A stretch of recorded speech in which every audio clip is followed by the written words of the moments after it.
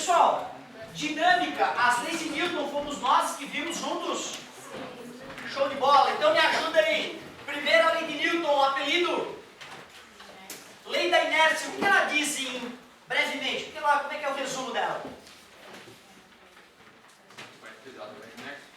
Mais pesado, mais inércia. Mais massa, né, para ser mais preciso, mais inércia. Concordo, mas a lei em si, ela tem um resuminho um pouco distinto, né?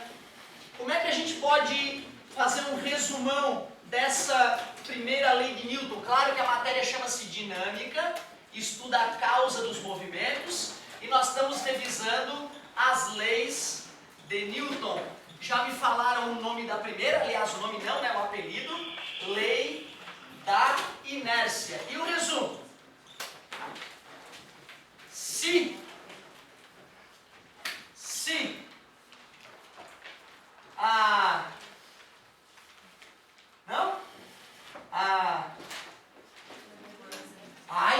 só para resultante igual a zero a primeira lei de Newton serve. Outra situação que ela não é válida. Se resultante zero, quais são as duas opções? Ou o cara está em repouso e vai continuar em repouso, ou ele está em MRU. Resumindo, se a força resultante é zero, a velocidade é constante. Concorda comigo? Observando um objeto parado, pode afirmar que a resultante é zero. Observando um objeto em MRU, por mais que teu coração não aceite, pode afirmar que a resultante é zero. Isso é a primeira lei de Newton, a lei da inércia. Terceira lei, apelido, ação e reação. Resumão da ação e reação. Ação e reação tem mesmo módulo, ou seja, mesmo valor, mesma intensidade, mesma direção, mesma linha de atuação, sentidos opostos. Se tem mesmo módulo e sentidos opostos, se anulam, né? Jamais. E por que não se anulam? Muito bem, jamais se anulam, pois atuam em corpos diferentes. E além disso, ação e reação têm a mesma natureza. Tradução: se a ação é eletromagnética, a reação é eletromagnética. Se a ação é atrito, reação tem que ser atrito.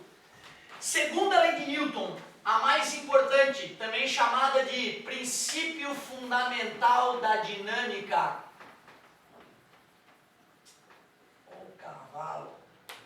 Princípio, olha o nome, princípio fundamental, é o que dá fundamento. Fundamental da dinâmica. Podemos resumir ela da seguinte maneira, segundo a lei de Newton. A aceleração adquirida por um corpo é diretamente proporcional à força resultante que atua nesse corpo, mas inversamente proporcional à massa desse corpo. Isso é uma equação vetorial. E a direção e o sentido da aceleração serão os mesmos da força resultante. Está dividindo, passa multiplicando, é o nosso querido física, meu amor. Tão simples a revisão das leis de Newton assim, né? Mas tem questões que envolvem as leis de Newton que são muito chatinhas. Para a gente já fazer uma de nível médio, vamos aproveitar o embalo e revisar força de atrito. O que vocês têm para me dizer sobre força de atrito? É sempre contrária à tendência de deslizamento, né? Cuidado com isso. É muito comum a gente acabar decorando que é contrária ao movimento. Quando eu caminho, o atrito dos meus pés com o chão é a favor do movimento. O atrito do ar contra o meu corpo é contrário ao movimento, mas o chão está me ajudando. Concorda comigo? Então, cuidado, a força de atrito sempre contrária à tendência de deslizamento. Sempre se opõe à tendência de deslizamento. Da onde vem o atrito? O atrito vem da irregularidade entre as superfícies. Por mais que o quadro pareça liso ao toque, se nós formos olhar no microscópio eletrônico, esse quadro ele é cheio de vales e crateras na sua superfície. Por isso que quando eu arrasto a caneta, que também parece lisinha, tem atrito, por mais baixo que seja, mas existe um atrito. O atrito vem da irregularidade das superfícies. Para calcular uma força de atrito é simples. Basta tu conhecer a característica das superfícies em contato, que a gente vai representar pela letra grega μ, coeficiente de atrito, e a força entre as superfícies, que a gente chama de força normal. O detalhe é que tem dois atritos a calcular. Tem o atrito dinâmico ou cinético, que é aquele que existe quando há deslizamento, e tem o atrito estático. Esse é perigoso. Nós temos que saber calcular os dois e saber raciocinar após o cálculo para ver o que está acontecendo. Então, eu vou colocar as duas fórmulas, embora a fórmula... Poderíamos dizer que o atrito tem uma fórmula só, aquela. Mas para ficar bonitinho, vamos assim, ó. Força de atrito dinâmica ou cinética é o coeficiente de atrito dinâmico vezes a normal. É a força que atua quando há deslizamento, certo? A gente só pode usar ela se estiver deslizando. E a perigosa é a força de atrito estática máxima. O cálculo é o mesmo, só que o coeficiente de atrito é o estático, não é o dinâmico. O perigo é que a força de atrito estática, ela pode ir de 0 até o valor máximo. A força de atrito estática, ela pode ir de 0 até o valor máximo, que é calculado pela fórmula. Então toma cuidado, se tu calculou uma força de atrito estática, não quer dizer que é ela que esteja atuando no objeto. Pode ser até 0. Um objeto que está parado, se ninguém solicitar ele para ele se arrastar, não tem o porquê existir atrito. Então a força de atrito nas cadeiras de vocês, se ninguém estivesse empurrando para trás agora, né, é 0. Isso não quer dizer que eu não possa pegar o coeficiente de atrito entre as patinhas da cadeira e o azulejo, pegar a normal e fazer a conta. Eu vou estar calculando o maior valor que a cadeira pode suportar sem deslizar. Então, muito perigoso isso. Acho que uma coisa interessante para a gente fazer agora é revisar o plano inclinado e colocar um plano inclinado com atrito, né? Que é mais ou menos como o lançamento oblíquo, né, para a cinemática, é uma questão já apimentadinha. Plano inclinado. O mais importante para tu matar questões de plano inclinado é tu conseguir decompor o peso no plano inclinado. O plano inclinado faz um ângulo alfa com a horizontal, temos um objeto diante desse plano inclinado, e o que eu te recomendei é o seguinte: pegue teu instrumento de escrever e faça uma pontilhada paralela ao plano, que a gente chama internacionalmente de eixo X, e uma pontilhada perpendicular à superfície, que a gente chama de eixo Y. E desenhe o peso, não se esqueçam, o peso é vertical, perpendicular à superfície horizontal. Decomponha esse peso, que nem nós fizemos a nossa decomposição de vetor. Esse aqui vai ser o famoso Px, e esse aqui vai ser o famoso Py. Não se esqueçam que é o Py que gera a força normal. E o ângulo? Aonde está esse ângulo? Entre P e Py, entre P e Py. Vale a pena tu usar os teus conhecimentos de geometria e tentar provar matematicamente que esse ângulo alfa está entre P e Py. Uma vez feito isso, se tu travar um dia no vestibular, tu faz um estudozinho ali e prova. Às vezes decorar que está entre P e Py economiza tempo, né? O cara não fica tendo que filosofar ali.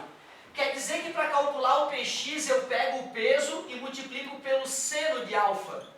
E para calcular o Py eu pego o vetor original peso e multiplico pelo cosseno de alfa. Não vai decorar sem pensar essas fórmulas, porque às vezes o vestibular é sacana e coloca o ângulo beta. Se tu sabe que a soma dos ângulos internos de um triângulo é 180, tu pode achar o alfa a partir do beta, né? E usar as mesmas fórmulas. Só que se tu quiser usar o beta no lugar do seno, seria cosseno e vice-versa. Nada demais.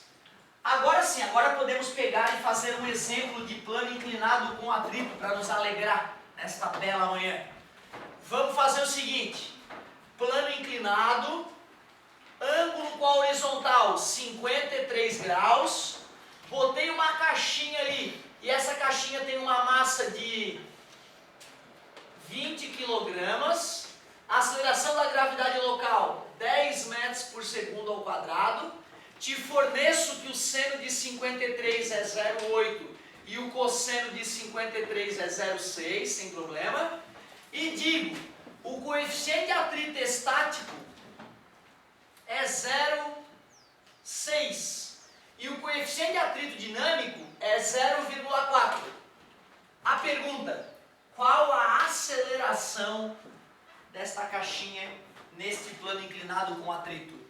Essa é uma questão já boa. Me ajudem, como começar? Legal, garoto. Pontilhada paralela, pontilhada perpendicular ao plano, desenhar o peso e suas componentes. Peso, PX, o peso, pontilhada paralela, PY. Jamais esquecer que o ângulo está sempre entre P e PY, o ângulo com a horizontal. Então, perfeita a ideia do amigo. Vou calcular o peso, M vezes G, a massa do cara é 20, a gravidade é 10, o peso do cara é 200 newtons.